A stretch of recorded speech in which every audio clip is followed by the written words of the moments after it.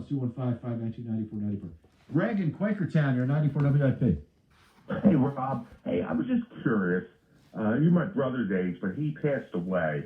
What was the greatest collapse between the 64 Phillies and the 23 Eagles? Oh, the 23 Eagles. I mean, listen, as a kid, I was devastated by what happened, the 10-game losing streak, but that team overachieved that year, and the manager kind of panicked, to tell you the truth. Right. But look, if you look at the teams, and I've gone back and looked at the teams in the National League back then, like the top 5 teams, they had Hall of Famers all over the place. Names that are like Willie Mays and Sandy Koufax, and they didn't even finish in the top 5 or top 3.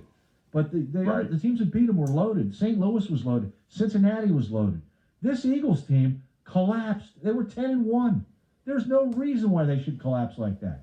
That was worse, absolutely worse.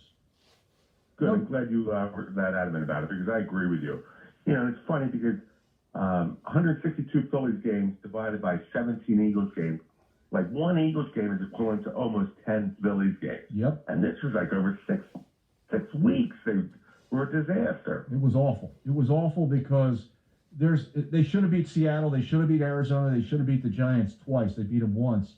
And there's no excuse for what happened. I don't buy A.J. Brown came on our radio station last Friday and said, well, we weren't that good when we were 10-1. Oh, really? Look at the schedule. Look at the teams. You beat the Super Bowl champs. You beat the Buffalo Bills, the AFC East champs. You beat the Bucks, were the South champs. The Rams finished second in that division. You beat Miami was finished second in the AFC East. You beat Dallas, the NFC East champs, and you weren't that good. Give me a break. I mean, that's just an excuse.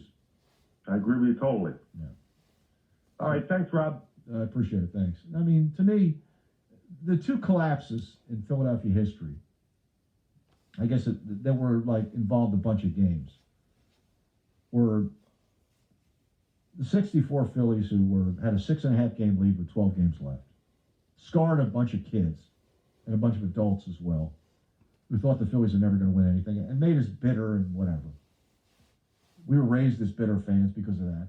But what happened here, it's like, I'm still upset. I want an explanation.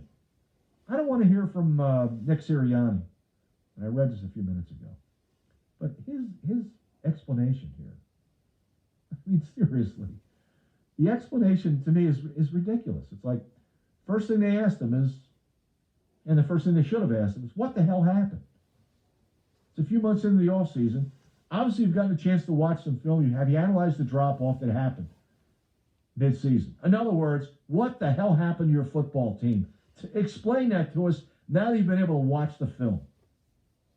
So, well, we're in the process of doing that right now. What happened, what we did well, what we didn't do well. Obviously, there was a drop-off of how we played down the stretch and how we coached down the stretch. Again, those are still in the early stages of us identifying those things.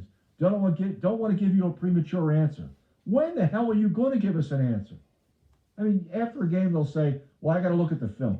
All right, you got all week to look at the film. You've had 2 months to look at the film. We're in the process of doing it right now. We're committed, obviously. Well, come on, you're in the process. How the hell have you not figured out what happened yet? And why aren't you ready to tell us? I mean, seriously, that's not a good answer at the Combine, which was Tuesday or Wednesday. Tuesday, I guess it was, that he answered. He was asked about this, Nick Sirianni. His first chance to speak after the season-ending press conference, where he had to look at the film. Well, you had 2 months to look at the film, or a month and a half to look at the film, and you clearly haven't because you don't know the answers yet. Spare us. Right. And I'm still angry. I'm still bitter. Probably always will be. They were 10-1. It's not just that I said they were a great team. They were the best team in the league by 2 games, and they collapsed. And nobody knows why. We saw how. We don't know why. And someone has to explain what happened.